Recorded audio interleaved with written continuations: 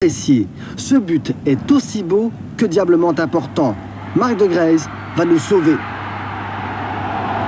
Dans la cuvette bouillonnante de Séville, les Diables en blanc et certains d'entre eux, vierges de toute expérience internationale, ont réussi ce que plus personne n'osait espérer. Un match nul en Espagne qui nous évitera peut-être une élimination prématurée de l'Euro 96. C'est vrai, l'Espagne n'était pas très convaincante hier soir, mais Bodard a tout de même dû s'accrocher.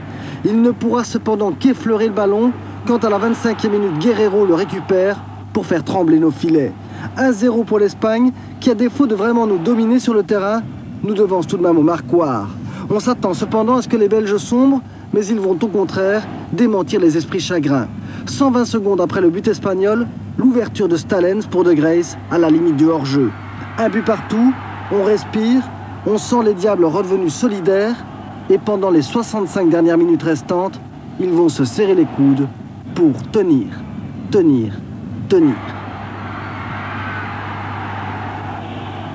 Un but, je crois qu'on a montré du caractère et on égalise très vite. Et ça fait du bien. Je crois qu'après, on s'est battu pendant 65 minutes avec beaucoup de hargne et c'est ça la grande différence. On a vu que pour avoir un résultat en football, il faut être en groupe, il faut être en bloc et il faut avoir une motivation à 100%. Quand le Brésil est devenu champion du monde, c'était grâce à son talent, mais c'est également grâce à l'engagement dans chaque match. Il n'y a pas de secret à ça. On était solidaires avec chacun et bien organisés. Et on peut encore améliorer parce que c'était quand même la première fois qu'on jouait avec cette équipe, avec beaucoup de nouveaux joueurs, beaucoup de jeunes.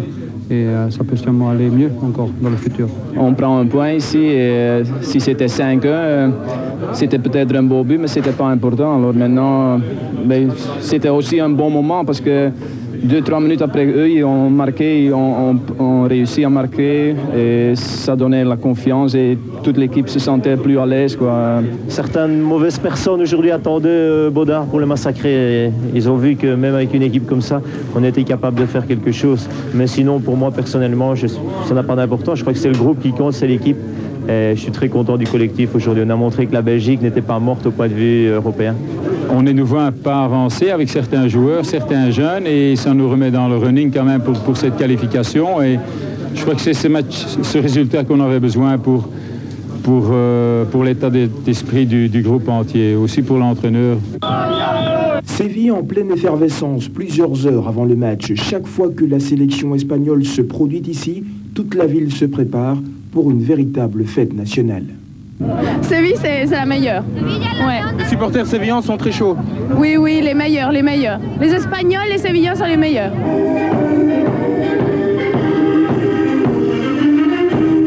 Dans le stade, les Diables comprennent que le défi qui leur est proposé ne sera pas du tout simple à relever. Nerveux, ils le sont certainement, les Diables.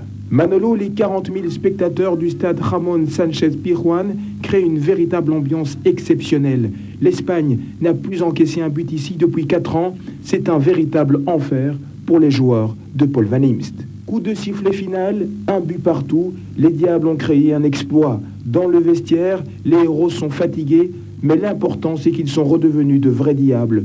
La qualification pour l'Euro 96 appartient toujours au domaine du possible. C'est tout bon pour nos Diables, qui conservent donc sur le papier toutes leurs chances de participer à l'Euro 96. Il leur reste 5 rencontres à disputer. Prochain match le 26 avril à Bruxelles face à Chypre.